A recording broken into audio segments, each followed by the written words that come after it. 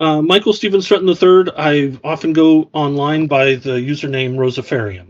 Well, probably the most important thing for this conversation is I am an Eagle Scout.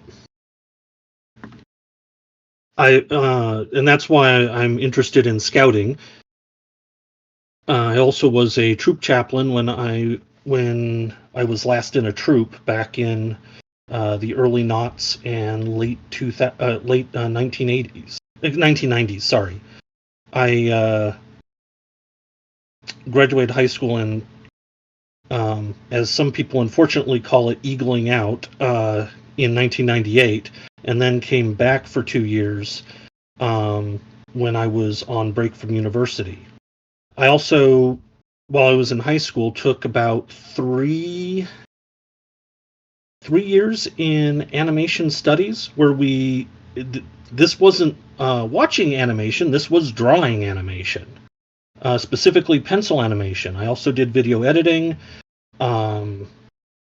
in coordination with the animation and audio editing. We had 3 different entries into the Del Mar Fair for UNICEF commercials on that were related to child interests. The one that I did the most work on was related to child abduction, and we had one terrible time with getting the baby's head to not do a exorcist.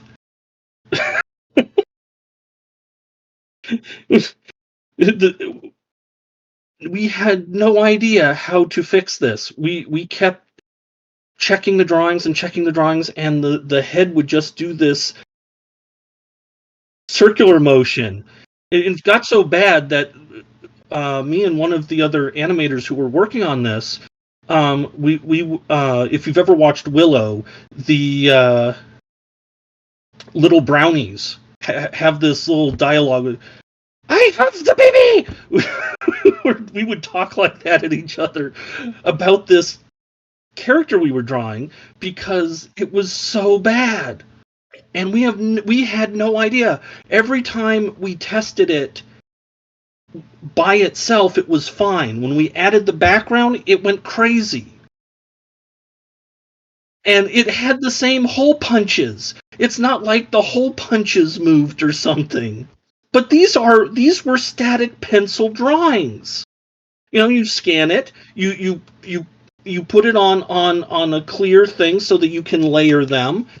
That shouldn't have changed anything. But it did. I think we made it less bad, but we never fixed it. The wobble got smaller, but still having the exorcist. I have it on VHS. Because I worked on all 3 as a assistant director at various times, I was entitled to all 3 of them. So I actually have all 3 of them. I haven't converted it from VHS yet. It's sitting in a VHS in a chest somewhere. Eventually, I'm going to put it to digital and put it online. But the intention was to make it look like someone was coming in to snatch the baby from the outside windows. So there's scary shadows, there's all of those kinds of things. It's more mood than it is. There's not dialogue. It shows with pictures rather than tells you what's going on. It relies a lot on the viewer's knowledge of how those things were set up in TV, because that's what we were drawing from. When someone's going to be snatched in some film, they usually show a shadow and then hands coming in and picking up the baby. So that's what we riffed on. There's 2 more of these with other, because the class I was working on this in, we divided up into thirds. So there was 3 different projects. And the reason I ended up on all three is one of them, I was actually working on before Mr. Lightfoot, our teacher, proposed this. I was going to try and do a short film of my own that I was preparing a script. The other guy who was directing this was going to be my assistant director on my project. My project got dropped for these, and then I ended up being an assistant director on his project, and then Mr. Lightfoot created another film team, and I ended up assistant director on that one. And then someone else had a different idea, and I ended up helping them. And so I just got bounced. So another thing that we were both interested in is music, and I made sure to wear the Native American guitar pick made out of nickel silver in the shape of a feather. This actually does work as a guitar pick. Can even work on bass strings, which is what I play. Right. Yeah. I'm trying to learn bass guitar at the moment. So I can do simple things, but nothing too complicated. Yeah. Right. I'm more kind of struggling with trying to get the sound of the bass recorded into my computer software, but I've given up doing line-ins because it's not quite the same exact thing. I need to do it through the amp. So yes, it also depends on what kind of bass you have. Like my bass is a passive electronics. You can hear it if you don't run it through an amp, but not really. Right. I learned that the hard way. I was at a youth group when I was a high schooler, and I brought my bass. I didn't think I needed an amp, so I bring this and they plug it in their system, and yeah, that didn't work. I see. That's okay. That's interesting. Very quickly. Right. Yeah. The bass I have is the Bryce brand. I don't see a lot of Bryce at all. It was something that a friend of mine from Minnesota sold to me, and I was. Yeah, and it's a 5-string bass, so High 5 or low 5? Low 5. That's the better way to go. To be sure, right? Yeah, and I have done some experiments by doing a more modern electric guitar distortion pedal on through it, and it comes up with some interesting, almost Meshuggah style sounds, kind of. That's I've been trying to do something with that, but it's even worse to translate if I'm lining in. So I'm trying to be clever, try and actually use the amp and see if there's anything interesting I can do with it. So, but for the most part, I'm trying to be sure I got the traditional basics down, make sure it sounds proper. There's a lot for me to learn when it comes to bass, but I'm getting there, I hope. Are you using fretted or fretless? Fretted. Yeah, but I love. Yeah, I love the fretless bass sound, mind you, but it takes a different takes a different point of view to really make use of it. I've tried both. I prefer fretless because I came from a violin background. Well, I was a cellist in high school, so that's kind of where my relative affinity, shall we say, for the bass came from, and so I know how to do things fretless in general, but I've never tried a fretless bass before, double bass or the electric type. Your hand position will be almost identical to what it was in cello for the bass guitar because the necks aren't that different. Right. Yeah, because I'm really tempted. I'm really tempted to play it like this. Like I feel this is kind of a bit weird, and I dabble in a little bit of normal guitar too, so this is kind of weird for me to say that, but every time I pick up the bass, I'm very tempted to kind of lean it back here. So, God, I actually adjusted my bridge to make that more palatable. Okay. To get the strings a little more off the neck. Oh, sure. Like raise the action, sort of, or yeah. Gotcha.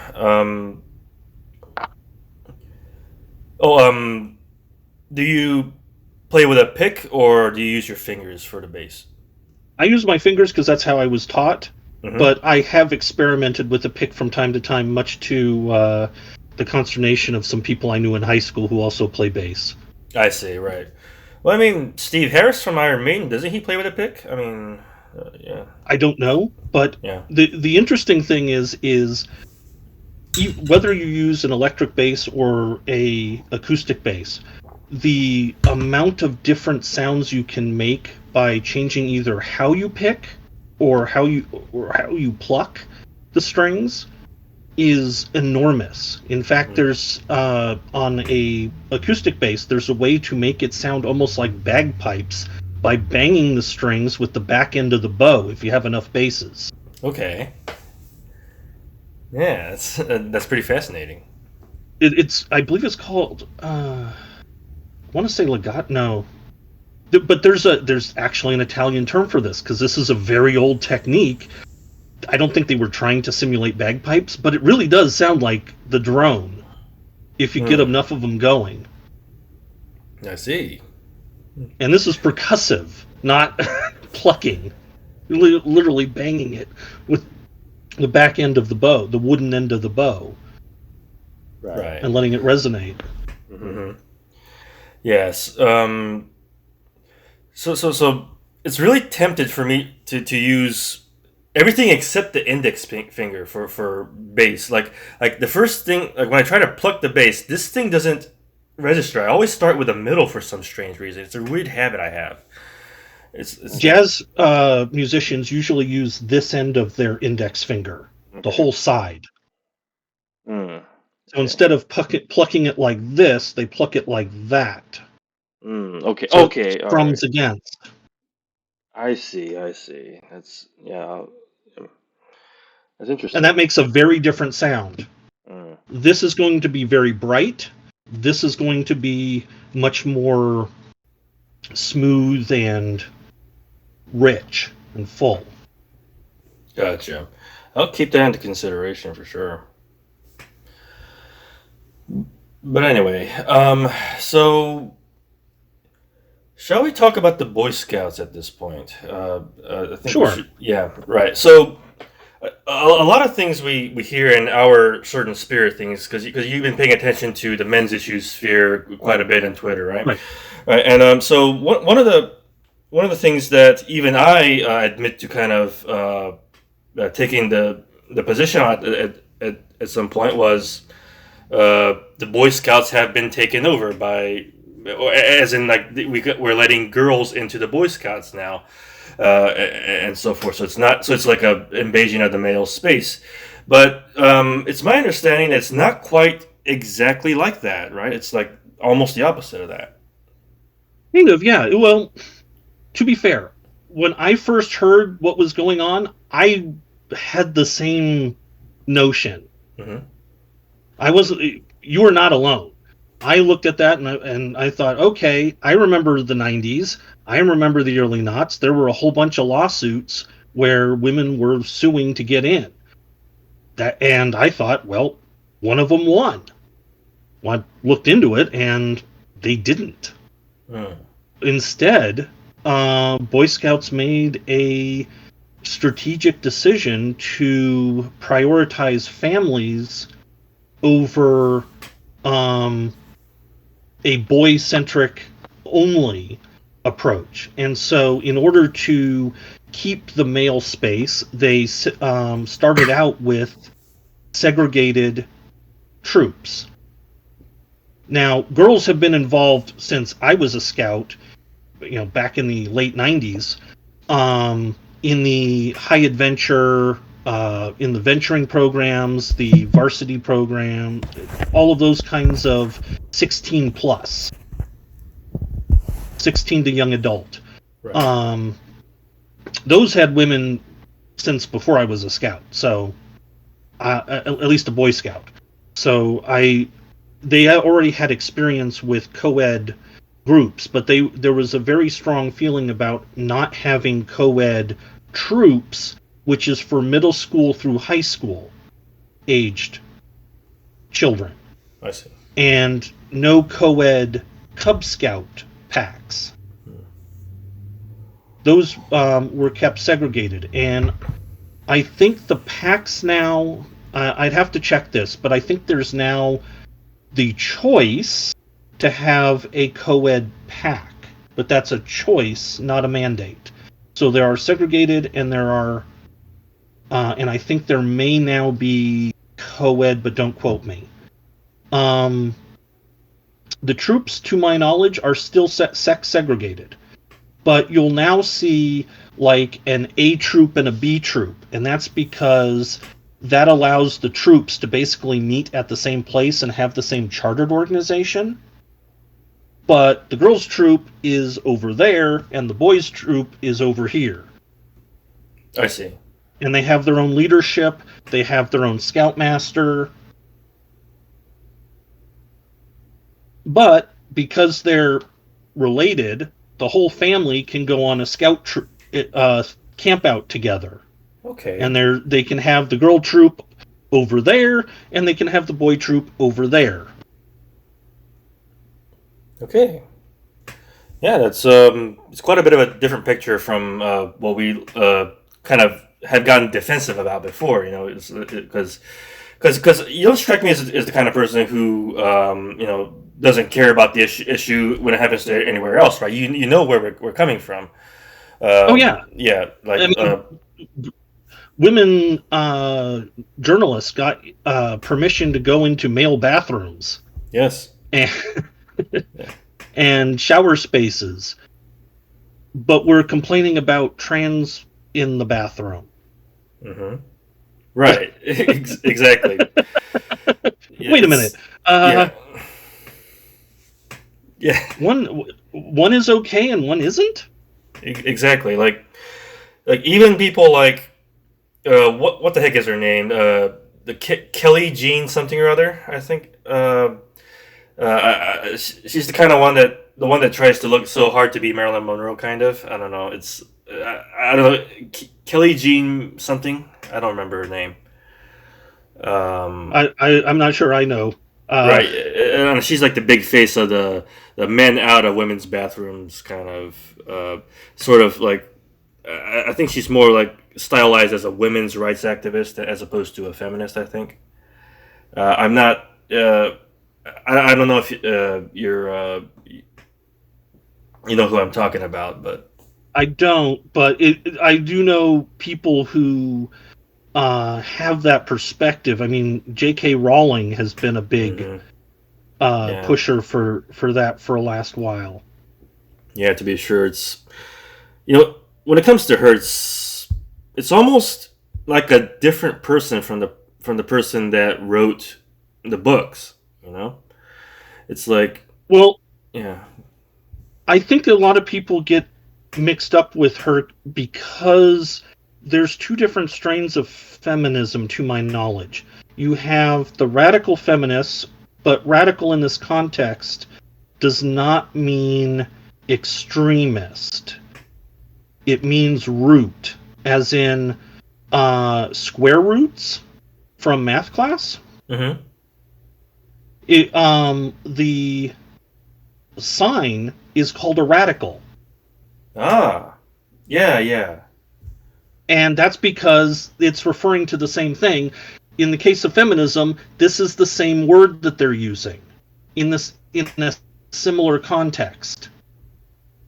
So if you replace radical with root, it makes a lot more sense. Right. Now, radical feminists believe there are two genders, male and female. They want there to be no gender. That's their objective. Liberal feminists, which is what I think J.K. Rowling is, believes there's a multitudinal genders. They believe in the flags. Right. All the flags. And they want acceptance for all the flags. That's their goal. Mm-hmm. Now, both of these groups can be trans-inclusive or trans-exclusive. Only the radical feminists who are trans-exclusive are TERFs. Yeah. And this is where things this is where things get crazy, because you have a whole bunch of women activists some of whom are feminists, some of whom are technically not. Not that you always can tell the difference. Being that they are, many of these female activists are gynocentric. So one gynocentric perspective may not be all that different from another gynocentric perspective. Yeah. But radical feminists have a ideological tendency toward trans exclusivity. It's not required, but when they only believe in two genders and they want there to be zero, and they're trying to protect the female gender from the male gender due to their way of viewing the world, trans seems like an invasion into their space. Yeah, the way these are the same. These are the same people who came up with political lesbians, people who are not actually attracted, women who are not actually attracted to other women, but they socially play like they are, politically play like they are, but their attraction is, who knows? Yeah. Because the way I look at it is that they're really using this as like a matter of convenience for the most part. I think it's more of a talking point that they fear for the safety of the women and so forth. I think they just kind of want to put men in their place, is the way I kind of process this, because a woman would intrude into a man's space or bathroom full of men, possibly, and they won't be threatened. They won't even assume that there's a possibility of them being threatened. But one guy in a woman's suit is a threat to a multitude of women in their space. Right. What? I don't. Here's the thing, though. I think it depends on the person in question. Because there are a lot of women who have been instilled with an enormous amount of fear from what they've been taught in school and society and media and everything else. And they really are fearful. Some of them are. This is how you get people to engage in political lesbianism. That's pretty out there. Yeah. To, regardless of your attraction, declare yourself a lesbian? That's extreme. Yeah. And that I think is real fear, a real emotive reaction. Okay. Now, that's different than the sports reporters who clearly have no problem, but would be uncomfortable with a male going into their space, as you laid out. So there's a spectrum here of reactions, and it intensifies the absolutely bizarreness of what we actually see in the wild, where women freak out about, oh, there's a man who wandered into our bathroom. Ah! Whether it's a trans person or just some bewildered person who couldn't read the signs because they didn't actually write in English or whatever the language is of the place where they're at. Mm-hmm. Right. Yeah. Or they didn't use symbols that we all agree on mean man or woman because they wanted to be inclusive. Oh, yeah. To the point of obscurity. Mm-hmm. Yeah, it's wild out there. Yeah, but I do appreciate you clearing it up on the Boy Scouts thing, because I think the myth is still kind of pervasive for the most part. I don't know what's it take to kind of clear that out. I think so. I think the take that PSA Sitch had was a very good one. Okay. He made a specific video on this. He's also an Eagle Scout. Okay. And those of us who figured this out are okay with this because it's pro-family and not anti-male. But Gotcha. I got to tell you, on Scout forums, where it's just old folk, not the kids, but all the old timers, there's a lot of old male scouts, and especially old male Eagle Scouts, who are none too happy about the change. I see. So it's not just people outside, it's also people inside who are viewing this very negatively. I don't agree, because I do think, I personally think that the Eagle Scout rank, and yeah, I'm biased, very biased, Right. but I do think it's the better award compared to the Gold Award, and to have women get not just a Eagle equivalent, but go for the same thing, I'm okay with that. Equal rights, equal accountability, I'm cool with that. Right. Yeah. I agree. Yeah. And this, having looked at both awards, interestingly, the Gold Award Service Project is actually more involved than the Eagle Scout Project. But what makes this, what I think, better and harder is you age into being able to apply for the Gold Award and do the requirements for the award itself. Whereas to get this, you age into Boy Scout, or you earn it. You earn it through the Arrow of Light. And once you're in the program, you have to earn all the rank before you even get to attempt this. So you don't age into those ranks the way you do in Girl Scouts. That's the difference.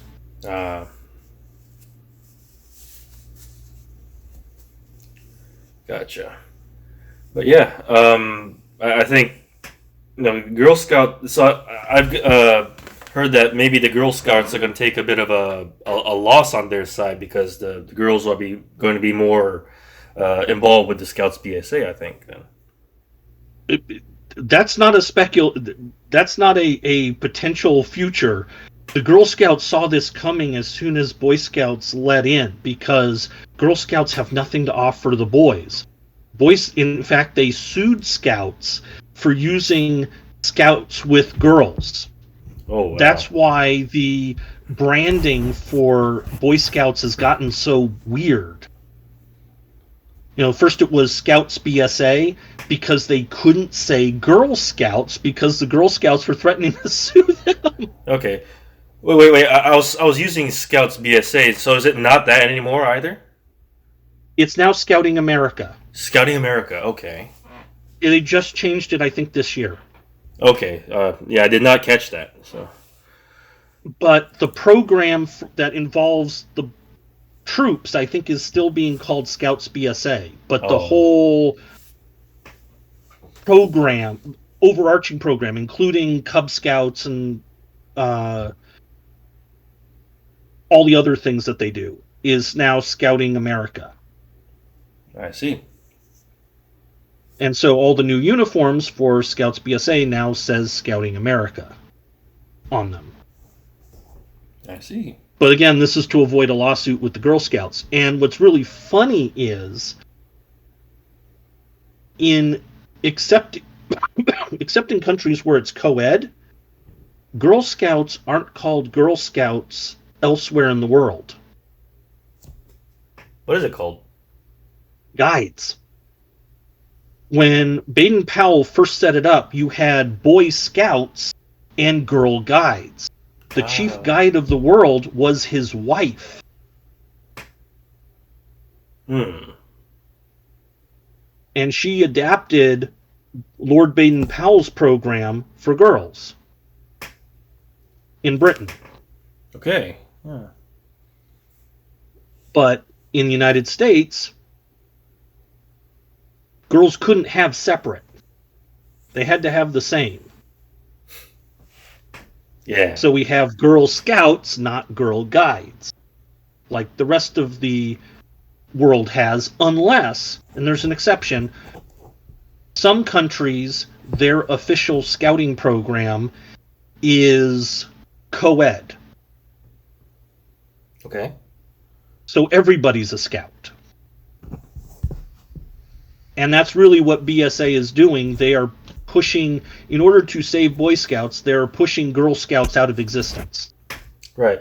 So it's like, my takeaway from this, correct me if I'm wrong, is that across the rest of the world, like anything that is co-ed is more equal accountability. But here in the United States, they demanded the equal status, but probably unequal content. I don't mean content, but because Requirements? requirements. Yeah, sure. I suppose. Yeah, because No. Yeah. Thankfully, no. And mostly that's because the requirements are more long than they are hard. This isn't the military, and it was never meant to be. In fact, there's lots of literature where Scouts says we are not a paramilitary organization, no matter how much we look it. Mm-hmm. And that was from Baden-Powell. The founders. So there were 3 founders in the United States, and you have Lord Baden-Powell in Britain. The 3 founders in the United States were already doing something kind of sort of like Boy Scouts on their own. And then they got together and they were like, we want to franchise Lord Baden-Powell's idea. We're going to add some of our own stuff, but we basically want to franchise Lord Baden-Powell's idea. And that's what ended up becoming Boy Scouts. And so that's why American Boy Scouts is different than British Boy Scouts, but also very similar, even though the original founders had their own thing going originally. Right. But there wasn't going to be a difference in requirements because it wouldn't have to be. You have to demonstrate, like for the swimming merit badge, you have to demonstrate competency in 3 strokes. This is not like the pull-up competition in basic training for the military. Yeah. Mm-hmm. You wouldn't have to dumb this down, and if you did, that would raise some very deep and unsettling questions. Yeah. I see what you mean. And the Eagle Scout project, as I said before, it's less intense in a way than the Girl Scout one. Because the one thing that the Girl Scout project requires that the Boy Scout report, at least not to my knowledge now, I mean, might have changed. They're always tinkering. But the Girl Scout requirement requires that you write in your report, because both of them require you write a report about the project, both what you expected to accomplish by your service project and what you actually did accomplish. Because, interestingly enough, failures are okay. I wish I would have known this when I was going through, because I nearly failed. Oh my god, okay. That is a whole story in itself. But, failures kind of count. Sometimes when you're leading something, it doesn't go right. Stuff doesn't go as you plan, and that's okay. But the Girl Scout adds a requirement of what was the social impact, the impact to the community. The Boy Scout thing does not have to have that in the report. In Girl Scouts for the Gold Award, you have to write that down. And I assume you have to write like a paragraph or something. I didn't see a specific like word count in the requirement, but I assume if you go to a Girl Scout Gold Award counselor, they will probably say, no, 2 sentences is not enough. Yeah. Right. Put a little more effort into it, please. But Boy Scouts doesn't have that requirement. I think in Boy Scouts, the assumption has been, since there's been those projects, that that's implicit. I remember when I was going for Eagle Scout that there was a parish priest up the hill from the Lutheran church where my troop meant, and this parish priest had gotten basically complete renovation of his church from every Eagle Scout in the county of San Diego, and the local council had basically put a ban on helping this priest because you couldn't walk 2 steps without seeing a plaque of, and these patio steps were provided by this Eagle Scout for this Eagle Scout project.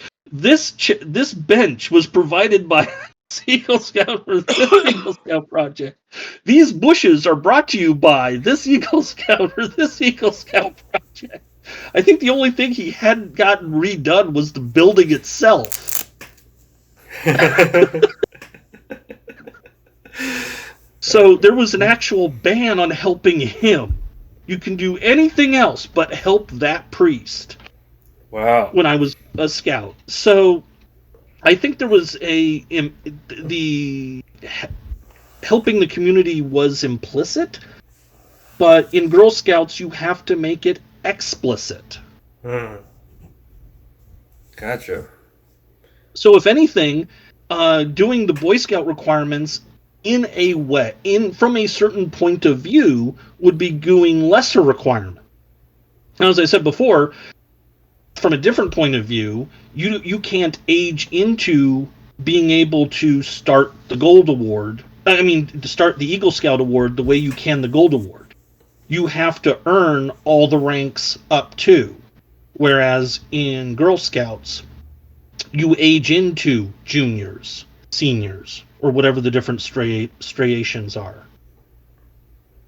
Gotcha. They're separated by age categories. Boy Scouts is not after a certain point in middle school. Gotcha. That's pretty. It's quite a difference, though. Yeah. So in Girl Scouts, the Gold Award is optional, just like the Eagle Scout is, but you can just go for it. You don't have to do anything else before it. Whereas you have to get, technically you have to get Scout, but almost nobody does that. That's a practical matter. But after Scout, there is Tenderfoot, second class, first class, and first class is kind of the black belt equivalent in scouting. And I say black belt equivalent is in so far as black belts are where you start actually learning the martial art. You got the basics down. Now you get to do all the fun stuff because you have the foundation. So that equivalent in scouting is the first class rank. You have the fundamentals. We can throw you out in the wilderness. You're not going to die instantly. Right. And then you have Star and Life, which apparently long before I was born, those were reversed. Really? When I went through, it was Star Life. Apparently, but when my dad went through a long time ago, it was Star Life. He only made Life. He never made Eagle. And that was in Brooklyn in the 30s, 40s, somewhere in there. Okay. He was a silent generation. Oh yeah. That's silent generation. Yeah. The one after the Greatest Generation. I had a mom who was a boomer and a dad who was silent. I'm trying to remember. Like I wonder if my dad is also silent. I'm not sure. Was he born in the 30s? I don't remember. It's either the 30s or the 40s. I'm not. Probably silent then. Yeah. Yeah. My dad talks about the Brooklyn Dodgers. Okay. That's how you know he's silent. Mhm. And movies for a nickel. Yeah. Absolutely. Like the ones you put in a nickel and look into the little things. They're actually called. No. No. Oh, Full actually films. going into the theaters and okay. Yeah. Like actual go to the movies and popcorn. Nickel for the tickets. Isn't inflation such a thing? Yeah. It ain't a nickel now, I guarantee Yeah. you that. Mm-hmm. Yeah, for sure. Yeah. So those movies, was that still the silent film era, or Hmm. I'm not sure. yeah? Because I'm trying to I'm trying to remember when exactly the silent film died out. And And became the talkies. yeah, exactly. Yeah, I'm wrecking my brain trying to think of the exact moment there. I know,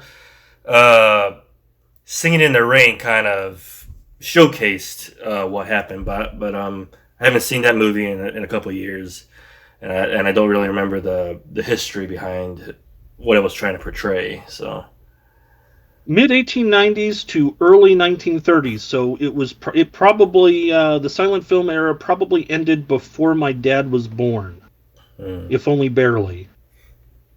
gotcha. Yeah, because they were doing at best they were doing some score to the silent film, right? I mean, Mm-hmm. yeah, right. But and I'm assuming a lot of the animation was like that as well, right? Like some of the original Disney and so forth. It was or was it kind of incidental with the talkies? I think it was incidental with the talkies, but they built off of the silent film motif because that's why it was Merry Melodies and Looney Tunes. yes. Because the idea is you were going to have this action and dialogue with the music in the background, because a lot of these films had random operatic music played. The film directors had no control over what music their film was going to be played to. They had suggestions, but the organist or pianist got to do what they wanted or what they were capable of. I had in my childhood like VHSs of like either 50 or 100 cartoon greats or something like that. And I had several films, and whenever I'd play them, it's like a lot of them are really old, old stuff, and there's music that sometimes doesn't look too in sync with the picture itself. It's like as you say, it's almost in a random kind of a way. It's like it kind of is upbeat while something that may not necessarily fit that mood is happening on the screen and so forth. But there also is the problem of when animation was first coming out, the technology to line things up with the audio were in its infancy. And they did a lot of these things using charts to line up the dialogue. Okay. Now, the Japanese decided this was inefficient and dumb. So they didn't do that. And that's why I have argued since I was in university that all anime are dubs. Because I read the article I read your thesis that you sent me. You mentioned that the Japanese, as opposed to the Western style, draws everything out first, records dialogue later, and that's what you're meaning right now by as a everything dub. is a dub. Right, exactly. Because they literally dub it on. Whereas Disney, in particular, did the dialogue first. Now, this is mostly for their motion pictures, and I have to draw that distinction because the TV animation was a little more loosey-goosey, because it had to be. Mm-hmm. But if you look at, like, Aladdin, the reason why the genie looks like Robin Williams is because the animators were standing outside the sound booth, looking in the glass, watching him and his plastic face going all over the place, Mm-hmm. and they were drawing him doing the what he was doing when he was voicing the genie, and drawing that out, and that ended up going on the screen.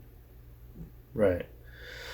Because sometimes I like to see the behind the scenes of any given kind of animated film. I would look in, and we're not talking. So I'm right now. It's not so much in the realm of drawn animation, but something like Aardman animations, for instance, like the stop motion.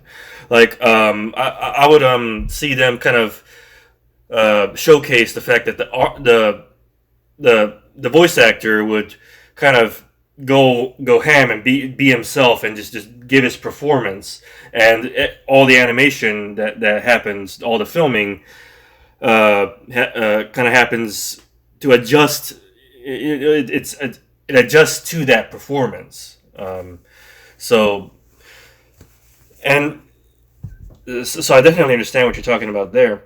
And one thing that I'm noticing also, now that you're mentioning the disparity between the Japanese and the Western styles, is that since the Japanese style is, as you say, a dub, it's even more strange to see it dubbed in English.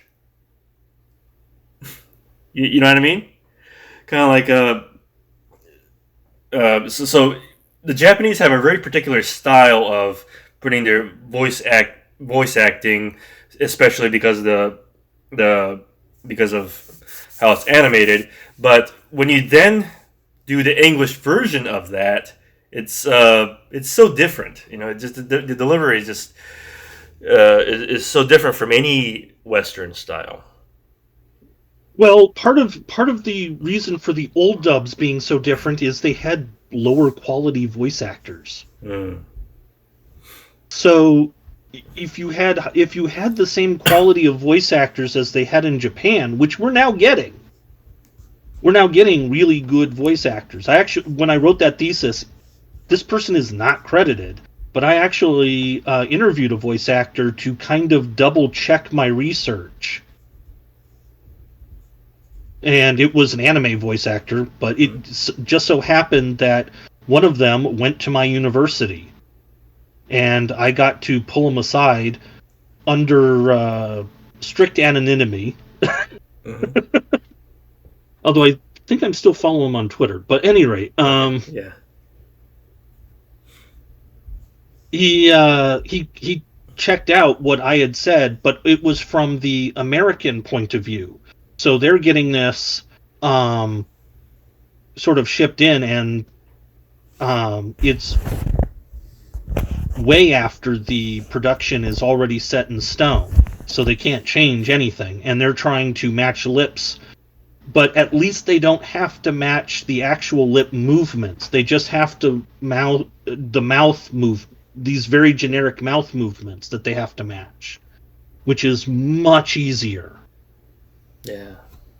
The nightmare that Western animation, and particularly Disney animation, makes is that the mouth movements are particular to the vowels and consonants that are being said, whereas Japanese animation, until fairly recently, with maybe some very particular exceptions, was a triangle, kinda, or a half moon, when open, and then something else when shut. Uh-huh. That's easier to sync to. And if you're a good voice actor, you can ad lib enough to fill in the gaps. But I remember in producing, when I was writing that thesis, I saw a video where they had the voice actors and the symphony that was doing the music. This was, I believe, for Kanan, which is ironic that they put this much value into what was an animation of a dating sim. Okay.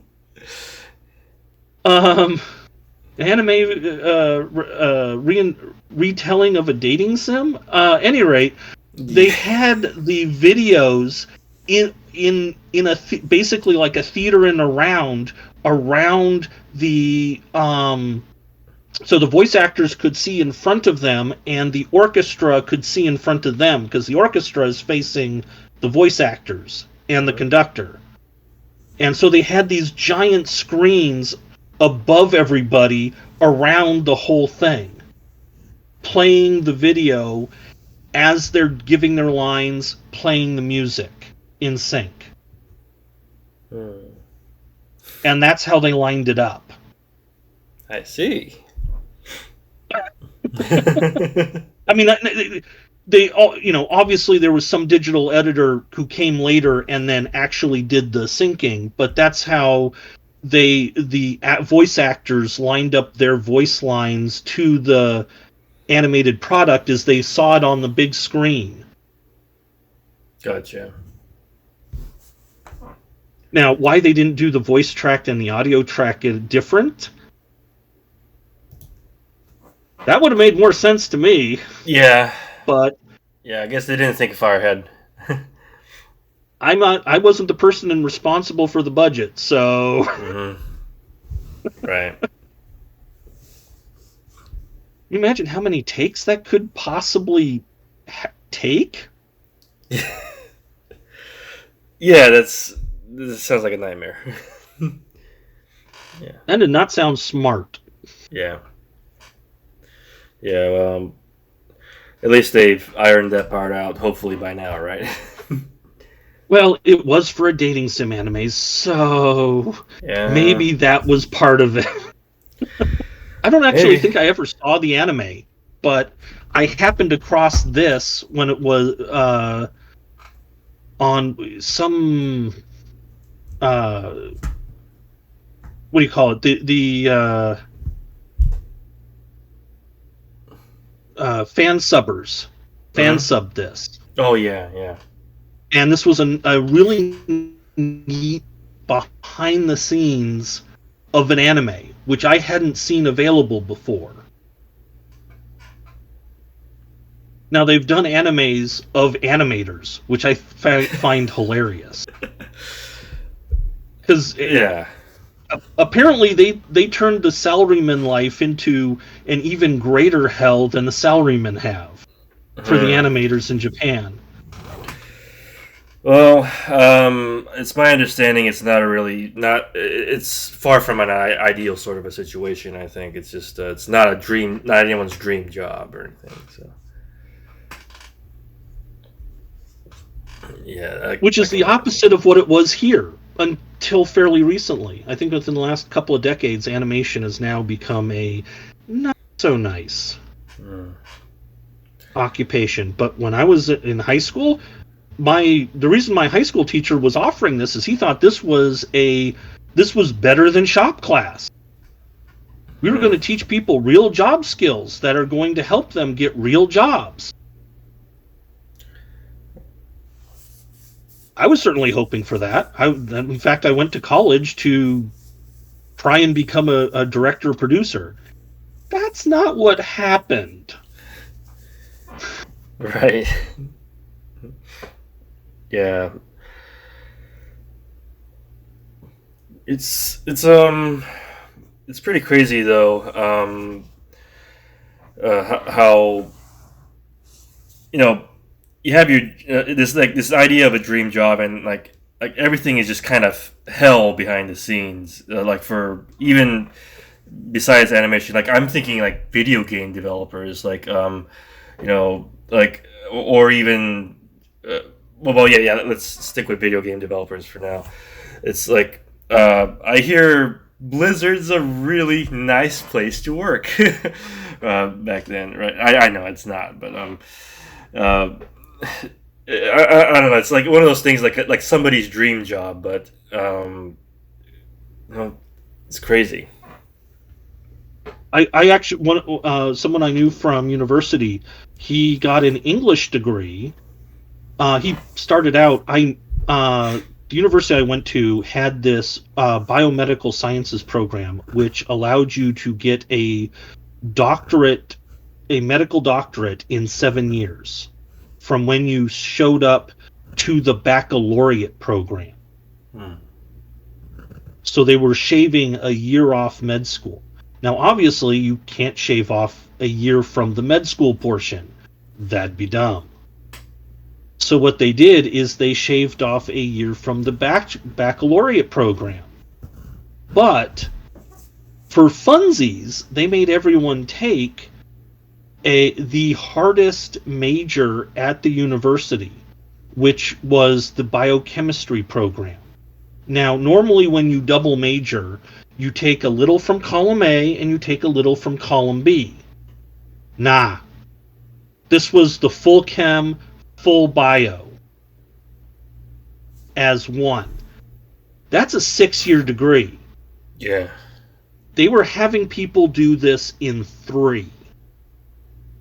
3 years. Yes. Jesus. And you had to apply special. This program produced a lot of dropout. I can imagine. Now I know someone who actually made it through the program, but a number of the people I met at university were people who went into this program and then left. Almost all of the honors program at my university were in this program.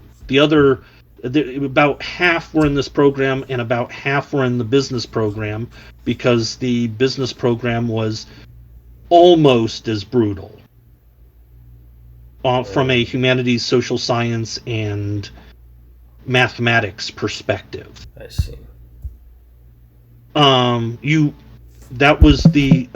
These were the only 2 baccalaureates that you had to apply for, and in the case of the business program, anyone could be pre-business, but you had to apply to do the upper division. And if your grades weren't good enough, well, so much for that. Mm-hmm.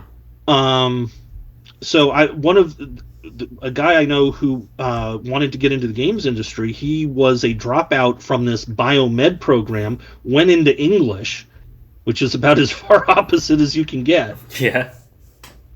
And a few years after he worked at the same place I did after university. I helped him get the job. He then quit in a fiery way, which is his way. Ended up working for the Academy Awards of video game, and as a web developer. Okay. We ended up spending a lot of time getting into fun adventures in Santa Monica after both of us got out of work. Mm-hmm. When he was there, because he lived on the other side of the mountain from Santa Monica. Any rate, after that, he went back to university to get a computer science degree for his second baccalaureate. I don't know if he ended up in the games industry or not, but my gosh, that is a wild way to get there. Yeah. Yeah. And what he really wanted to do was he wanted to make Ratchet and Clank style games. Okay. That's why he became an English major, and later went back to computer science when he realized that becoming a writer might not be the best route. Oh, that was his motivation for doing the English. Yes, okay. Yes. Okay. His whole thing was going in that direction, and he kept getting derailed. I don't know if he actually ever got on track, but Gotcha. That was a lot of effort. Yeah, and he came from the other program that you mentioned. So that's a lot of student debt. Was he rich? No. No. Oh, no. Yeah, because Not as poor as me, but not rich. Right. Yeah. Yeah, that's quite a thing to reflect on. Bit of a tangent. So I was computer science in my liberal arts school, right? And one thing I realized, so I wondered if I should have done early on is that I wonder if I should not have double majored as computer science and in music.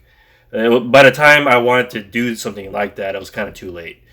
But I really wanted to kind of marry those worlds together, as it were, and kind of do something in both of them.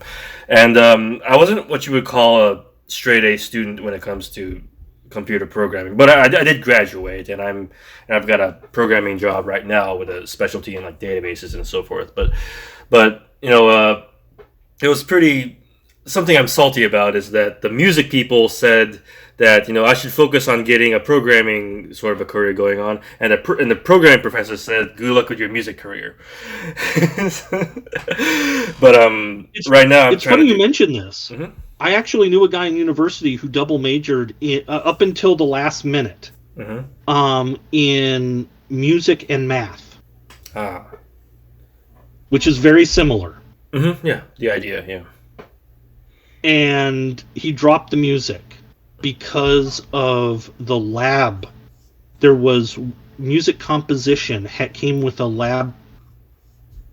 I don't know if your school did the same thing, but that lab killed him. Gotcha. And so he dropped the music program as being harder.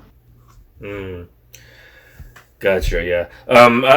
What I did was take some courses in music, but theory is something I'm kind of weak on, but I do consider myself a decent composer, and if I do say so myself, I mean, some people have heard my music; they have varying opinions on it, but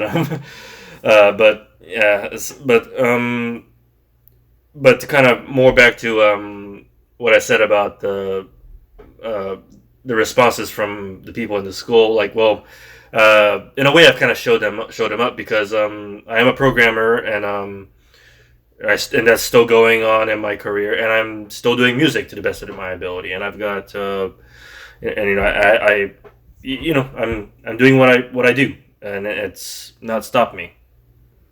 The person I knew who majored in math, double majored in math and music, and then ultimately majored in math by the time he walked the line. Yeah, he didn't do either. He ended up doing graphic design as a career because he worked with me for 3 years doing graphic design, and he kept going. Yeah. You at least are actually doing stuff in your major. Right, exactly, yeah. So kudos to you. Yeah, sure. Well, here's the thing, like work experience, there's nothing quite like work experience to kind of get you more better. That's not a word, but in what you're doing, like the school didn't really teach me anything about databases, but I had to kind of pick that up, and right now it's kind of like my lead specialty. It's sort of so, but yeah, and I'm working on like a billion music ideas at once right now. So yeah, I keep it going. I don't let backhanded compliments stop me. Well, it's funny. The friend of mine who double majored in it, he had a music group when he was majoring in music. That went away during that time period, and I don't think that's what stopped his motivation. It really was that one lab class in composition that just murdered him. What was so bad about the lab? Do you know? I think this is something unique to UCR. Okay. In terms of how they structure it, but they had a 1-year program. So we're on the quarter system, which really is trimesters, but potato. So you had to take 3 different quarters where you have a regular class, which would be a full set of units. I think that made it 4. But basically a full class of units. And ordinarily in science, when you take a class with a lab, the lab is only worth 1 unit by itself. Right. This lab was rated a full class of units. So let's say a class has 3 units. You're taking 6 units for this class. Whereas a normal class would be 3, and a normal class with a lab in science would be 4. This is 6. Assuming that a single class is 3 units. I don't remember how they divided it up, but that's just to kind of give you an idea. Like, this was considered 3 or 4 times as demanding as a science lab. The lab portion. That's crazy. So, yeah. So not only were you taking theory for a full class, but then you had to execute it in the lab portion with the piano. And he wasn't a pianist, he was a violinist, but that doesn't make a huge... If you're taking music theory, that everyone becomes a pianist. Right. Nominally. I understand what you mean, yeah. But that's the class that killed him. And I think it's because he went to UCR, not because all music programs are like that. Right. Yeah. Yeah. I'm trying to imagine what it would have been like. Yeah. So, but yeah. That was a year class. You had to take all 3, and he was having a problem getting past the first 2. Yeah. Yep. Anyway, let's for the most part, I've been wanting to talk about the animation, to be sure, and I think we covered a lot of ground. Is there anything more you wanted to kind of rant about, or give your opinion on it when it comes to the state of animation, say today compared to the past or so forth? It's I know it's a bit of an open-ended sort of a question, but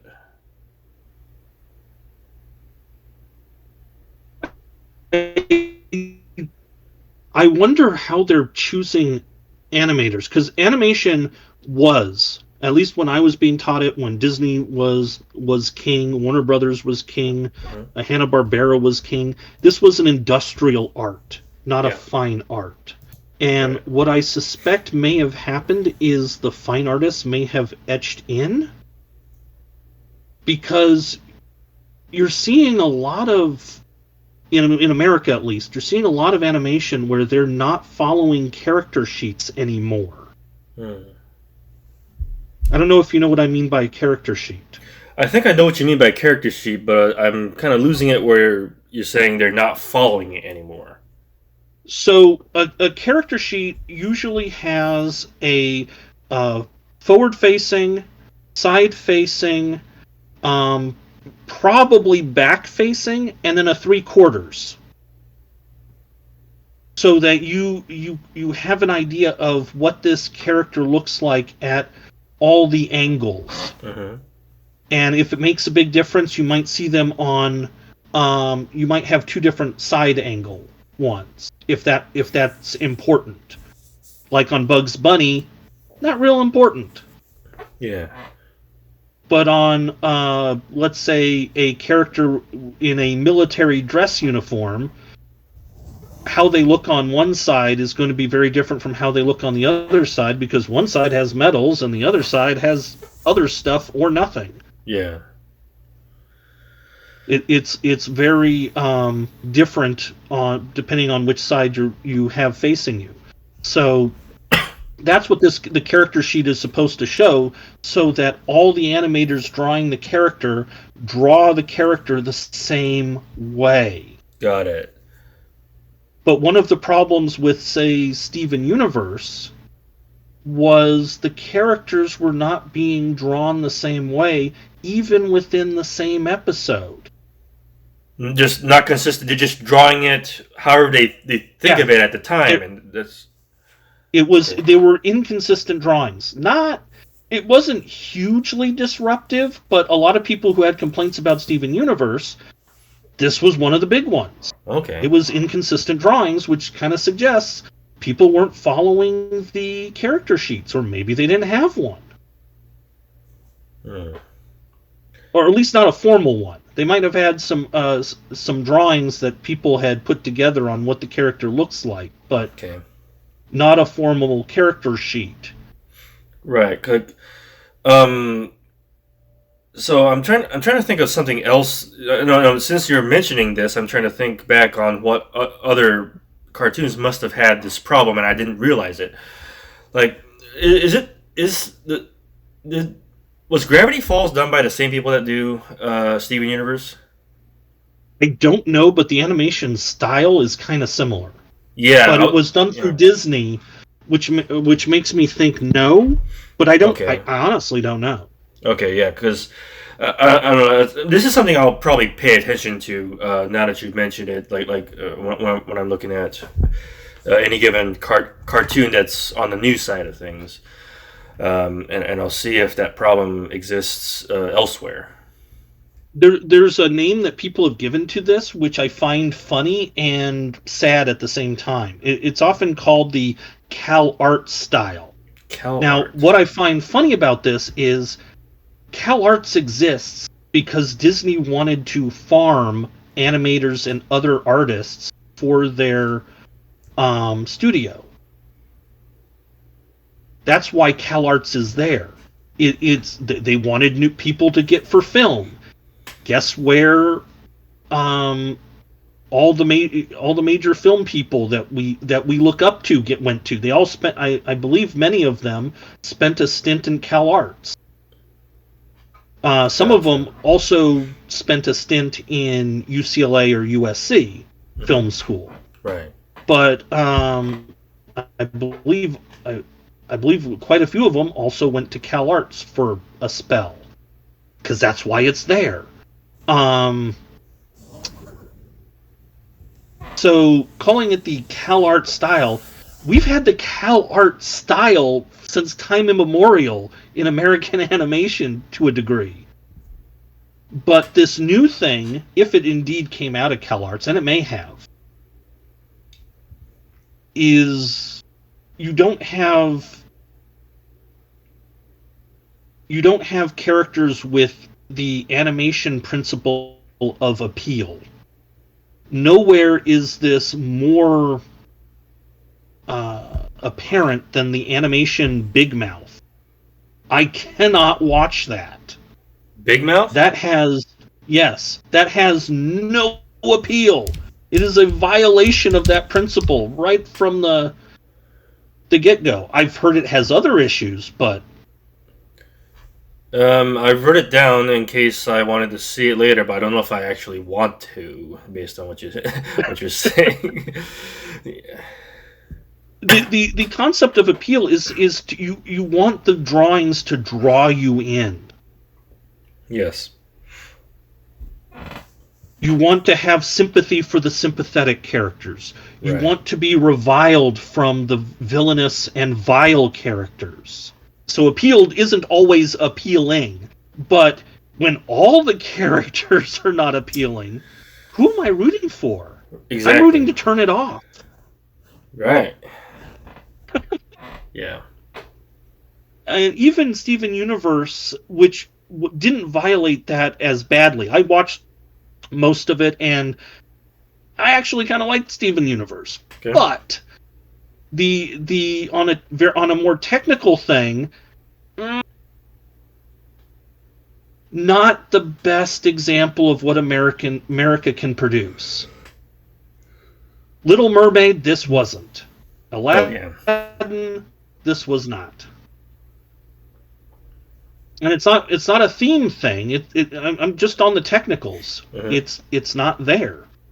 Now, you can, if you're doing animation for television, there's many different ways that you can approach it to cut down on how much you draw, because that's really the problem with television animation, which is what Steven Universe was trying to be. It wasn't quite that, but they were going for that. Mm-hmm. Hanna-Barbera was the master of limited animation. If you'll notice, almost all the characters that Hanna-Barbera produced, except, and I have to draw an exception for the Johnny Quest, Okay. because that one they did differently than almost everything else they did. Mm-hmm. But if you look at all their characters besides Johnny Quest, you will notice they have a collar, they have a tie. This is not a mistake. This is so that the head can be swapped out. Mm. And they can reuse the body. Okay. So Yogi Bear, for a lot of the scenes, they would use stock footage for whatever the body was doing, and they would flip out the head, and that was where they were putting all their money. Okay. That's interesting. Because that you have to sync that up to the dialogue. So that's where they were spending the money drawing the drawing. The rest they use stock footage and just compiled different stock footage to make it work. Gotcha. So low budget done right then. Right. Right. But that's why Hanna-Barbera looks the way Hanna-Barbera does. If you ever wondered why there's Yogi the Bear doesn't have a shirt, why does he have a collar and a tie? Well, he has a collar and a tie so that they have a clear cutoff point so they can swap stuff in and out. Right. Did Wally Gator have a tie? I'm not sure, but he probably had something similar. Right. He might have had a collar or something. Mm-hmm. Yeah, because that was one thing I watched quite a bit when I was little. So, yeah.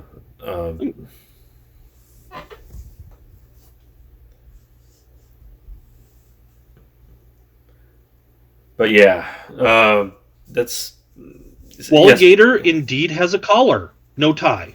Oh, no tie. Okay, right. But Gotcha. But all they need is the collar. Yeah. Yeah, that's because they're going to be layering this like this. Mm-hmm. Yeah, it's good to know that things were purposeful when they were used, for sure. Yep. Yeah, and that actually that has a whole thing. Now, He-Man is very interesting. Okay. Because it is not rotoscoped, but it's almost rotoscoped. Yeah. I was about to ask you about rotoscoping is. I was about to ask you about your opinion on rotoscoping after this. So. Okay, well, He-Man is sort of half and half, so they didn't actually rotoscope it, but they did have actors who looked like that do all the things. Okay. And then they drew over it, but they didn't have it in. They didn't have the actors in the exact same costume per se. Right. So in a rotoscope, you would, for the most part, be penciling over the image. Yes. Making it a drawn image as opposed to a photograph. This is where He-Man differs. They drew things on and in and so forth to make it the fantasy world of Eternia. But in order to put the muscles where they were supposed to be, they didn't bother drawing those out per se. They did, but they didn't. They used the images of bodybuilders to tell them where it was, and then he kind of traced over it, but not quite. Gotcha. And that's what makes He-Man and She-Ra and all of that what they are. And when people are like, that's unrealistic. Actually? Yeah. The people who were playing it were even more extreme than what you saw. They simplified it. Right. Yeah. Yeah, that's pretty. It's funny to think about that reaction there. You know that cartoon has had that reaction, and it's funny because it's just shy of rotoscoping. Mm-hmm. Right. Did it have that reaction from the get-go? I mean, did everybody kind of complain about how unrealistic it was, even though, as you say? I was not old enough to, as, what, an 8-year-old? 6-year-old? That was the 80s. There was RoboCop had similar extreme female representation of the She-Ra sort at the same time. I don't know that people complained about that then. Right. As being unrealistic back then. Yeah. I don't know, maybe we're just spoiled right now. You know. Well, we've also gotten fatter, to be fair. Yeah, yes, exactly. As a society. That's true. Yeah. So, what was once maybe not as unrealistic now may seem more so. Right, but as you say, since standards have laxened, maybe it's not very well deserved that they be called unrealistic or they be singled out as such. I don't really like when people are too hard on something for being a little bit imperfect. It's like I think I don't like a lot of the snide attitude that comes with that. I think from whoever, like, do you kind of see what I mean? It's like oh, I see what you mean. It's just funny when it's applied in certain circles where it's like, well, wait a minute, they actually used real people there. Yeah, exactly. Yeah. Right. If anything, what makes it unrealistic is that they didn't include enough muscles or enough definition. Exactly. Right. Well, even if you were to say that normal people aren't like that, even without the whole we're fatter thing, these are supposed to be top superhero kinds. I don't mean superhero, but like warriors types that are supposed to be on top of their game. So, well, He-Man in particular was kind of a superhero. Maybe not the rest of his crew. Yeah. But yeah, they're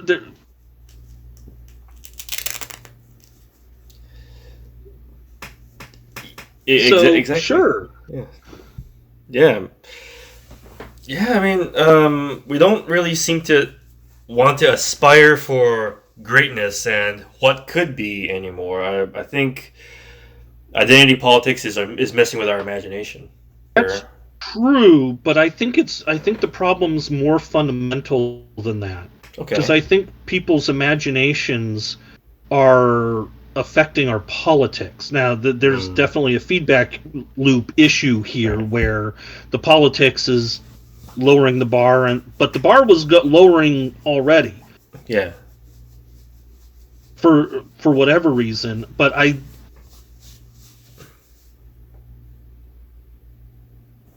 what I find disappointing is,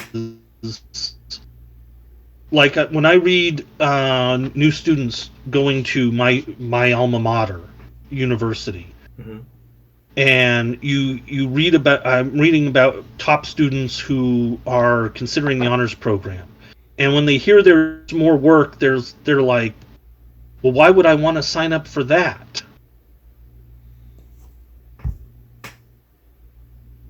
And my reaction is, don't you want to get more? How much do you want to get out of your time here?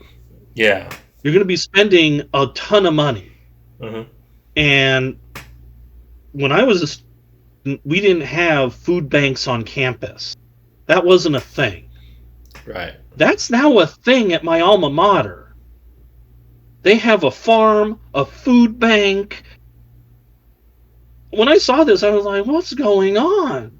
And then you have students who are coming in who are like, well, I don't want to do, for my 4 years, I don't, or 6 years, or however long they're going to take, I don't want to spend extra time getting to know professors and doing original research on top of my degree or in coordination with my degree, which may or may not lead to a graduate program, which may or may not lead to directly into an industry job.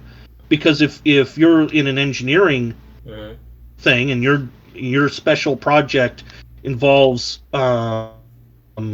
designing something no one else has thought of before, that's probably going to get you an industry job right out of the gate. Right. No internship required.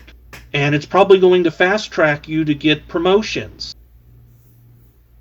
Yeah. But you got to do the extra work. You got to aspire to be the best you can be with what you got. And to see the new students come in going, well, I don't want to work that hard.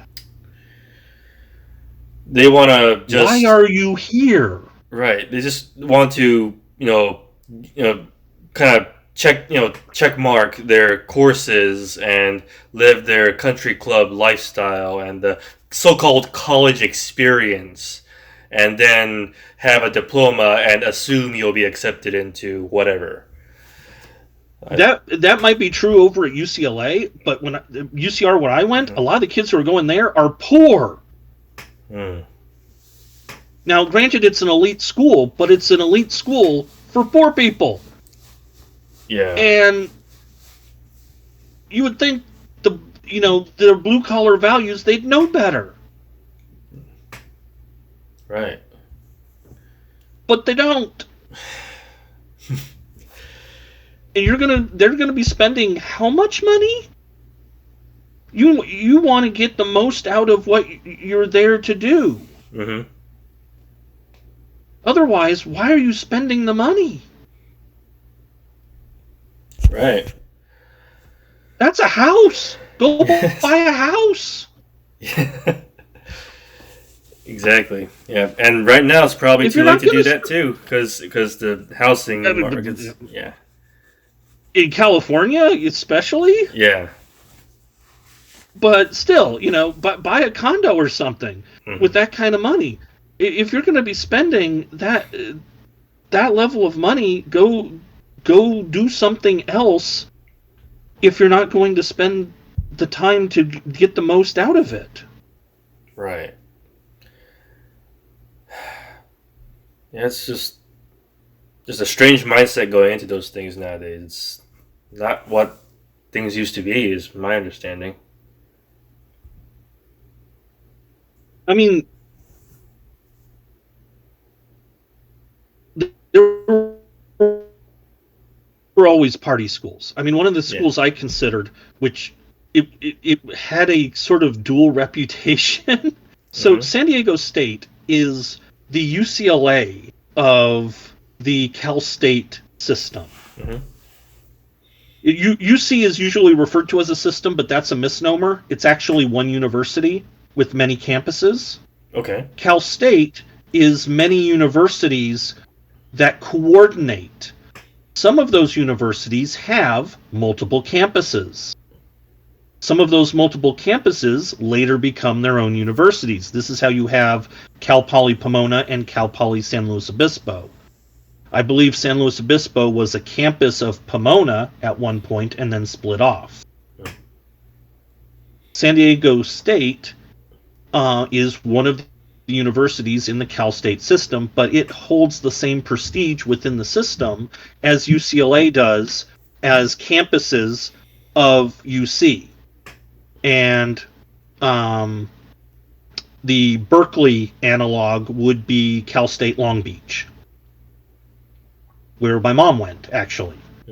But I was considering going to San Diego State University because they had this wonderful radio and TV program because I wanted to get into animation production. Yeah. I'm like, okay, this is kind of close. I think I can make this work. I already got the animation down. Now I need to get the rest of it. But San Diego State was also a party school, like the party school at the time. I think the local sports program said they were just one kegger away from being number one in the nation. Mm. All they needed is one good frat party, and it would be all over. They'd be number one. Right. And there were both of these things at the same time. So you had two kinds of students going there. And they were expensive. That was not a cheap school. Right. Yeah, it's nuts. So to your point of it wasn't always like this, I think it depended on where you were, but I think it was less like this. Mm-hmm. I think it's infected more of the incoming university students. You had your party schools where it was like this, University of California, Santa Barbara apparently had a really bad reputation for being a party school. Mm-hmm. But they admitted the top 12. Right. So one has to wonder, what did the people become the top 12 because they spent money in the right ways, or were their students actually that good? Yeah, exactly. Right. You just have to wonder. Yeah. I think that's what changed. Is we had a more of a spreading out of that party school atmosphere as colleges competed for students, not scholars. Yeah. Exactly. Like I hear, the stereotype of trying to do the best to get their student, and some will be like, we got this great football program, who cares about the academics or something like that. And I'm really kind of doing some weird generalizations here, but those are some of the sort of things I hear. Well, it's funny you mention that, because one of the reasons that fed into why I went to where I went is UCR doesn't have a football team. Mm-hmm. It's banned. Is it? The student government won't pay for it. Okay. Our homecoming is with our basketball team, but they don't play in the school gymnasium. They play in the student rec center because the facilities that the student government owns are better. Okay. Than the ones that the university owns.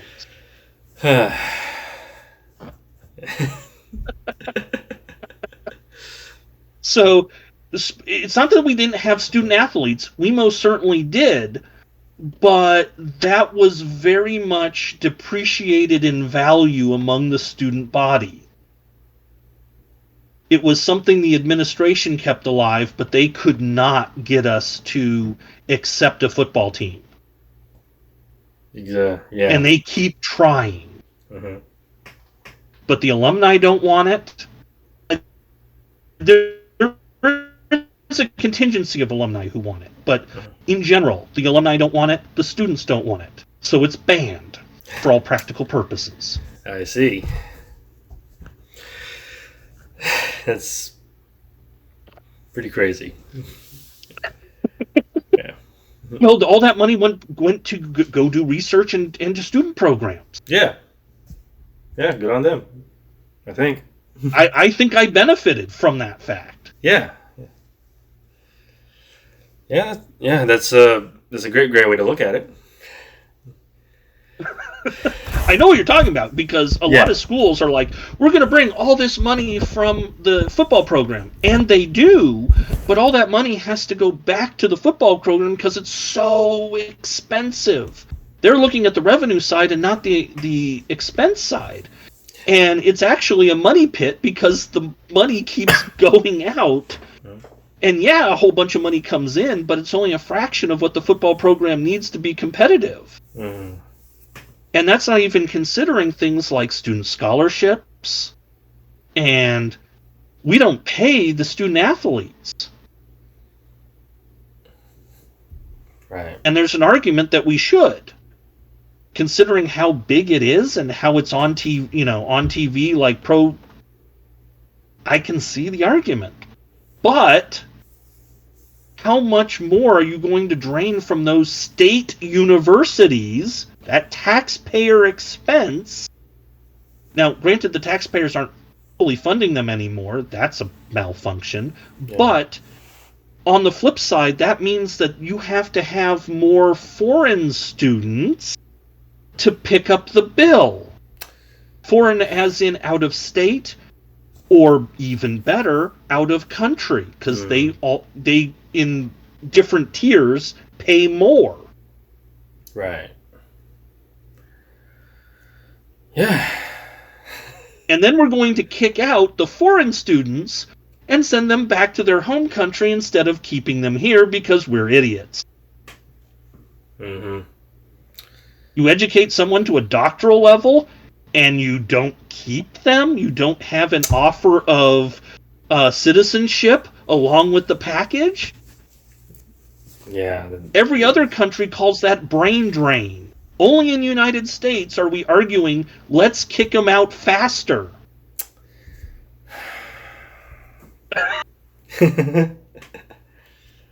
Yeah, that's wild. I mean, I understand kicking out the criminals. Yeah. That makes sense. That's a that I don't know why there's an argument against that. Mm-hmm. But the scholars? We're paying money to educate everybody but us? And then we're sending them back? What about if drugs inspired this policy position on both sides of the aisle? I know there's going to be some Democrat people are going, that's a MAGA position. It's not just the MAGA. Right. Biden was doing this. Clinton was doing this. I don't know of anyone who wasn't doing this. I think as a policy position, if you're educated here, if we paid money to educate you, we should keep you, unless there's a very compelling reason not to. Mm-hmm. Yeah, definitely makes sense. Because we already paid the money. Yeah. The money's gone. It's not going to go to a citizen because we kicked you out. So the citizen should benefit from the money that we took from them to pay for that. Exactly. person. Yeah, I agree. Yeah, it's like there's so many tiers to this. Just don't know how to fix just one thing, and it's so involved. I don't know how we're gonna solve this. Well, the problem with immigration is that we look at it as a singular issue, but there's a lot of little policy points. And on some of these policy points, we could probably get broad agreement. Like, kick the criminals out. Mm-hmm. That makes sense. Right. The problem that I see is that whether you call them illegal or undocumented, doesn't really matter. Mm-hmm. But people who overstay their visas, that's an administrative malfunction. Yes. Not a criminal matter, as far as I understand. It's not a misdemeanor, it's not a felony. It's not even an infraction, which is what most tickets are when you do bad things with your car. Yeah. It does like the lowest level of crime is infraction, then you have misdemeanor, then you have felony. Yeah. Overstaying your visa doesn't rate on any of these. And it's not prosecuted in a criminal court. So overstaying your visa is not a crime, but it's not something that we should be super happy about. Exactly. Yeah. So the question then should be, well, did we spend money while you were here? The answer is yes. And you haven't committed a crime. That might be reason to figure out how to fix this. Yes. Administratively. Mm-hmm. What do we got to do to get you back on the right side of the law? On the other hand, if you commit a crime, I don't think this is controversial. Yep. Out you go. Exactly. Those are easy fixes. Mm-hmm.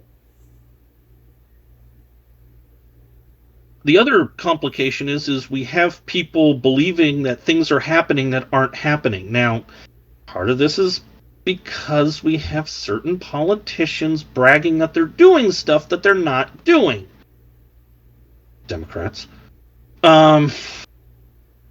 So I hear all the time, being that I work in getting people Social Security for a living, that there's all these illegal aliens getting Social Security. No, that's not happening. Okay. What is happening is illegal immigrants are fattening the pot of gold that we all get Social Security from. Right. When they steal identities so that they can work, what they do is they can't collect based on that because they don't have access to the original birth certificate. So they can't collect. But what they can do is deposit money in your name and fatten your account. Now, if Social Security finds out that someone's done this, they will subtract it from your account. But Social Security doesn't have the staff to root that out for everybody. The only time it ever really comes up is if a person applies for disability benefits. Like I had one case where the guy was in California and the illegal alien that stole his identity was in Florida, picking oranges. Right. And the judge in the hearing was basically asking my client, hey, are you getting on a plane and flying out to Florida to pick oranges and then flying back for your doctor's appointment and then flying all the way out to Florida to pick oranges till the end of the day and then flying back home? Client's like, no. Jesus. But that's the kind of thing that actually happens. I believe it. That's how illegal aliens actually interact with the Social Security system. But we don't have enough people explaining this. There's a lot of people who believe that people are just coming in and taking all the money out. Like, no, that they can't collect it all. You got to produce a birth certificate. And if you're an immigrant, holy hell, that is really hard. If you're here legally, and therefore have a legal Social Security number, or worse yet, a naturalized citizen. So you came here, you went through the citizenship process, you have to go get your birth certificate from where you're from. Right. And the naturalization paperwork. That's not fun. Doesn't sound like it. My mom was an immigrant as a child. This is how I know this. Okay. Interacting with the federal government, if you're a naturalized citizen, is the worst thing in the world. If you're born here like I am, you don't have to deal with any of this. Right. You can just go down, as I have, and go down to your local county office, assuming you haven't moved states, and go, hey, I need another copy. Here's my driver's license. Yeah. Yeah, and it was clearly easy for me too, even being U.S. citizen born abroad in my case. So, yeah. That's probably harder than I have it, because you probably still have to get the birth certificate from wherever the issuing authority was. Yeah, well, I do have the birth certificate, so, yeah. Yeah, but if you ever lose it. If I lose it, yeah. That's right. Yeah. Yeah, makes sense. Right. And yes. One piece of document is easy to lose. Sad to say. Yeah. Right. So, if you had nothing more than that, I kind of want to go to my last question. I think we're kind of broaching on... We're almost at 2 hours. I loved everything we've spoken about today, and I'm glad we were able to fill up the time. But we're kind of circling back to animation a bit here. This is not about the particulars of animation per se, but more like the content that's being out there in terms of story and so forth. So, would you say that animation is more, if at all, gynocentric? And I'm talking about both anime and in Western animation. Well, obviously in Western animation, but more. I'm speaking more towards anime. Would you say that there's like more gynocentrism than there used to be, or is it kind of the same, just in a different way, or am I even speaking the truth here in implying this? I think I know what you're talking about in terms of anime, Mm-hmm. and I have to admit, my animation diet is more than just Japanese animation and American animation. I Yes. also consume Irish animation. I've been Mm-hmm. lately getting into Korean and Chinese. Okay. The Chinese stuff is not as gynocentric, Okay. but it has a lot of the Japanese tropes that are. Mm-hmm. But you don't see a lot of female protagonists in the stuff that I've seen so far. Now, that might be just what I've seen. Yes. Yeah. And I'll admit, this might be just the selection bias Yeah. that I have. But they tend to tone down even people who in the source material were outright gay characters. A good example of this would be I know what the live action is called. The live action is called Untamed and is Okay. on Netflix. But the original one is Grandmaster of Demonic Cultivation. That's it. That's the name of the manga, the English translation of the manga and the anime. Yes. Which technically it's not an anime because it's Chinese, but whatever. I don't know what Okay. the equivalent for the Chinese Yeah. term is. I'm not crazy about distinctions there. Like if it's animated, it's an animation as far as my brain is. Yeah. So Right. It's an animation at least. Mhm. And in any event, the books that it's based on are have a very strong homosexual plotline through it. Okay. The live action has almost none. You have to know it's there to see it. Got it. Okay. Because the Chinese government doesn't like that. Yeah. So they've kind of stripped that out. Japanese have no problem with this, so they don't strip that out of anything. Or at least not to the degree that the Chinese do. Yeah. But homoeroticism in Japanese literature and film is a whole different thing entirely because they're more like the Greeks Yeah. than a lot of Western civilizations are currently. Where you don't have to yell no homo, and you're not necessarily a homosexual if you're engaging in stuff that's quasi homoerotic. The strong distinctions there aren't there Yeah. necessarily. Yeah. I see what you mean. Like the Spartans didn't draw huge distinctions there. Yeah, they did. So, but I have been noticing more anime that, at least that's being shown in the United States, that has female protagonists, but not necessarily female. Not like Major Kusanagi's, which I would put in the same category as, the female protagonist from Aliens franchise. Yeah. Name escapes me, but you know what I'm talking about. Yes. Where this is no one who likes the Arnold Schwarzenegger macho stuff has an opposition to aliens, Right. Exactly. even though it has a female protagonist. And likewise, Major Kusanagi is a fan favorite for a lot of male audiences. We're not getting a lot of those female protagonists anymore.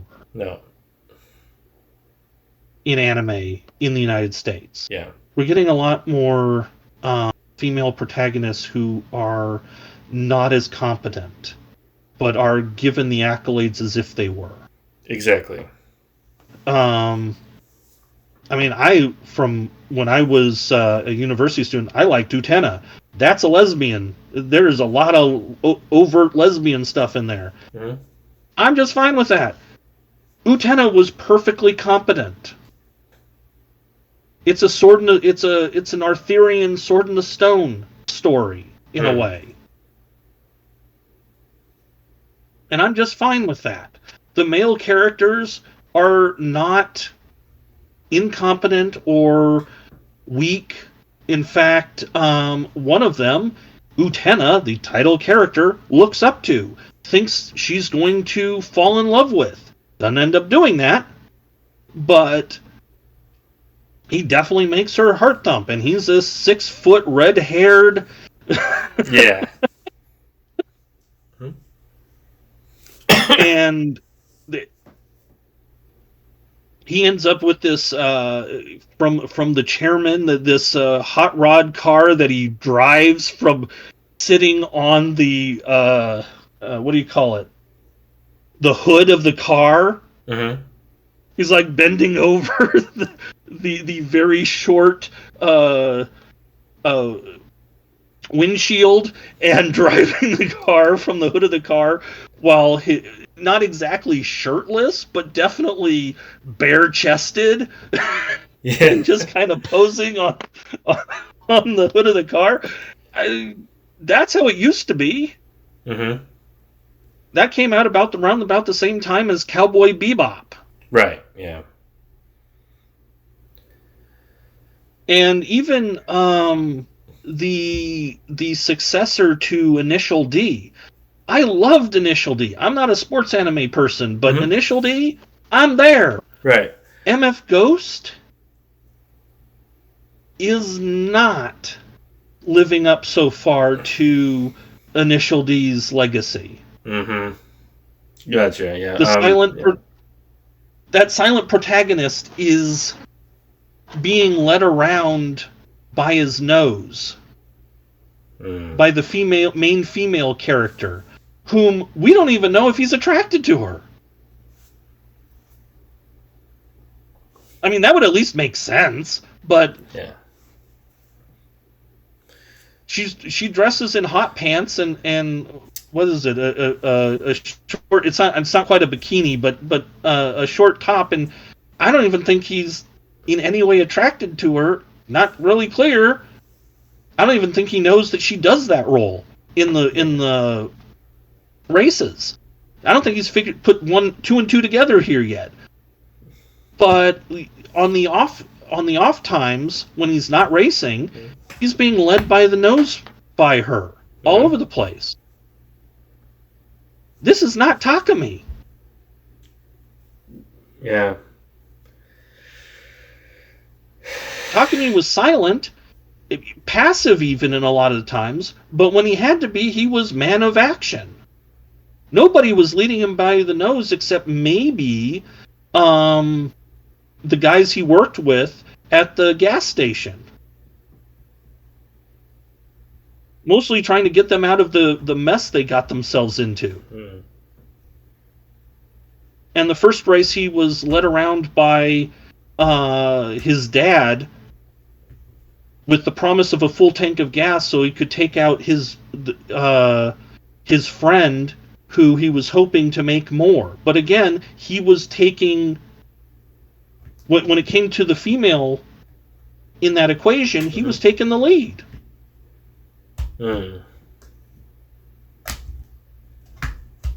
So, in that respect, I think it has become more gynocentric. You don't have the same level of man of action. One exception, Yeah. I would say, is Solo Leveling.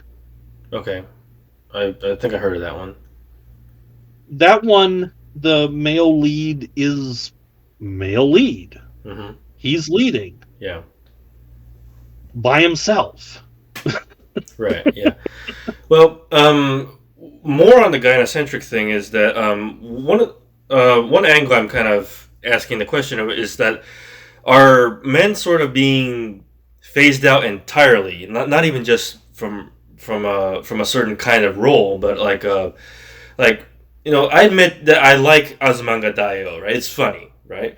But Right. the only consistent guy we ever see is this Ephibophile teacher, and so I'm kind of wondering if that's like a you know are good examples of men. Not that I hate this character or anything like that personally. I think he's in his own way sort of hysterical, but still, don't we have like men that these girls interact with ever? Kind of. So it's one of those thoughts that kind of go across my head sometimes And when I let see alone it. positively. Yeah, yeah. Mm-hmm. Yeah. Azumanga Daioh is from an earlier age, and I do think I've seen more anime that are like that. Mm-hmm. Like even an anime that's getting a lot of positive press, which it deserves. The country bumpkin becomes a great sword master, something to that effect. I believe is the title. It's Yeah. playing on Prime. Yeah. It's a harem anime, kind of, Mm-hmm. and the women are competent, which all pluses so far. Yeah. But the main character has no, even though he's competent, which is good. I'm glad Mm-hmm. they're showing that, but he has no will of his own. He has no desire. For a character who would be in like Solo Leveling, would be an aspirational character, he isn't. Now I love seeing the swordplay because they got the Western swordplay down pretty good in a fantasy setting, Mm-hmm. but he has no will of his own. The harem leads, and most of the conflict is between the women. Yeah. I think it's kind of a matter of taking to heart some bad feminist tropes that if a guy takes the lead, he's being an oppressor or something like that. I think Right. these people are taking this sort of thing to heart Yes. and making it this passive sort of a male In character. that anime, Yeah. absolutely. That's exactly what I'm seeing. This guy has no. Well, the expression used to be no balls, and yeah, Mm-hmm. Yeah. Exactly. Right. in this particular case, I think the Mhm. the saying is apt. He Yeah. has no will of his own. He's being led around by a leash, Yeah. and he's trying to peacemake between these very grumpy females Right. who are being all very possessive. Now, granted, having a bunch of women being possessive of a guy, I can see a lot of guys really liking that. But do we really want to make the aspirational character someone who has no direction at all? Right. Because that's really the reason he's a country bumpkin, in part. Now, there's apparently a backstory where he got defeated by a demon, and so that's why he's not an adventurer and became a sword teacher instead. Yeah. He's secretly really good. But okay, we've had lots of those stories. Usually the character had more of a personality than a wet paper bag. Mm-hmm. Right. And whatever you fill in it, it just destroys him. He can't resist anything. Yeah, it's not in any way an aspirational thing. Right, yeah. Compare that to Solo Leveling, where the guy has a sick mom and a sister he's trying to put through med school. Mm-hmm. And he's not very good at what he does when he starts out, but he, through his bravery, gets a cheat code that he can work up. He's the only person in the world who can better himself. So he does. Mm-hmm. And he, as a consequence, he's able to take care of his mom. He's able to put his sister through med school, and he even gets an upgrade in a girlfriend. This is an aspirational character. Mm.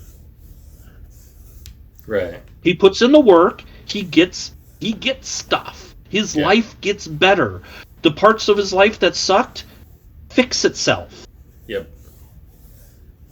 That's the message that we want to give everyone, I would think. Yeah, we need Not have the a bunch message. of not have a bunch of super competent students of their once super competent master who doesn't know he's competent. Yeah. Lead him around by a friggin' leash. Mm-hmm. Exactly. Yeah. That's not aspirational. I mean, I love the animation. I love the fight scenes. Mm-hmm. But I'd pick Solo Leveling over this Country Bumpkin thing in terms of the story any day of the week, because I want to be that guy who who by bettering himself betters his society, his family, and his personal situation. I want to be that guy. Yeah. I don't want to be the guy who, through favors of his students, now granted, it's earned, it's not unearned, but the way the guy gets stuff in the Country Bumpkin story is often through favors done by people whom he helped in the past. Mm. That's good, but it's not aspirational. Right. Exactly.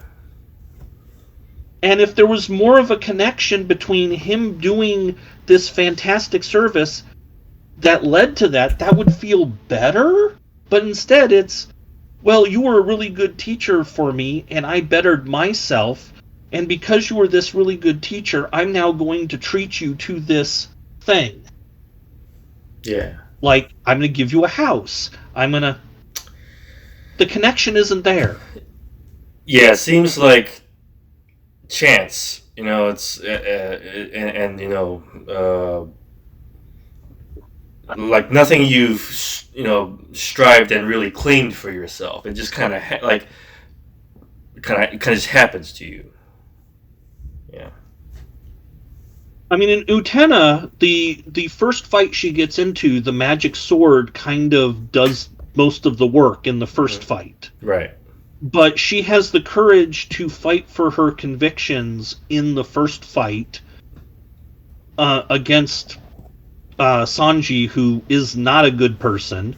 Mm-hmm. And he does have a redemption arc, kind of, but he never fully redeems, because he's not a good person.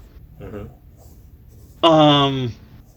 But Utena grows and starts taking on more of the weight of the wins that she has away from the magic sword over the course of the anime.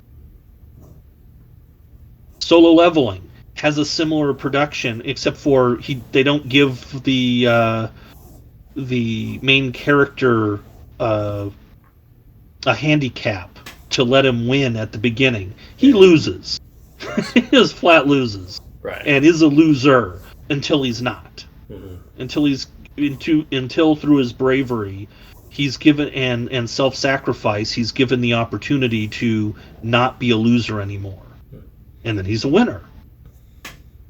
But that's all completely earned in both of them. At least the latter part of Utena I get it. is earned. Mm-hmm.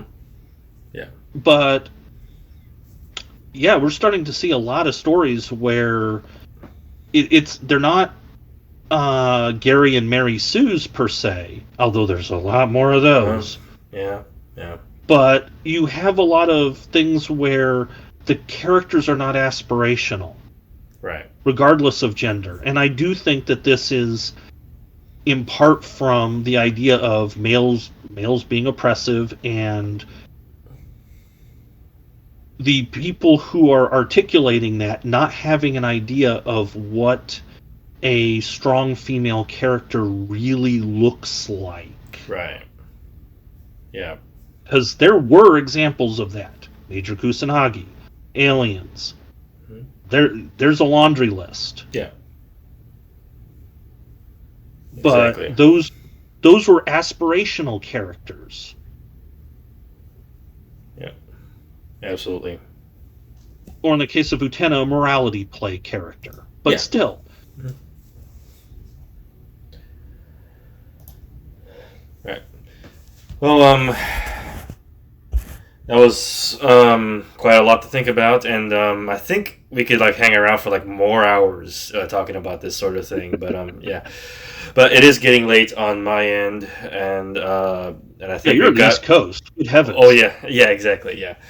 But we've got a nice amount of material this time around. Who knows? We'll probably just do this again, So I would love to. yeah, absolutely. Yeah, there's so much more to talk about when it comes to these subjects, to be sure. Yeah, I'm just glad we were finally able to do it after talking about doing it. I as well. Yeah. Well, anyway, I would almost say have a good night, but I think the evening's just sort of starting for you, right? Yeah, it is 6:57 where I'm at, and it is way too late where you are. Oh yeah, for sure. But I will thank you for being on my channel, and thanks for the talk. Let's have another one sometime soon, hopefully. It would be my pleasure. Absolutely, it was great to have you. Thanks. Take care. Have a great rest of your day, or Yeah, evening, as the case may be. Yes, absolutely. You too. Catch you later.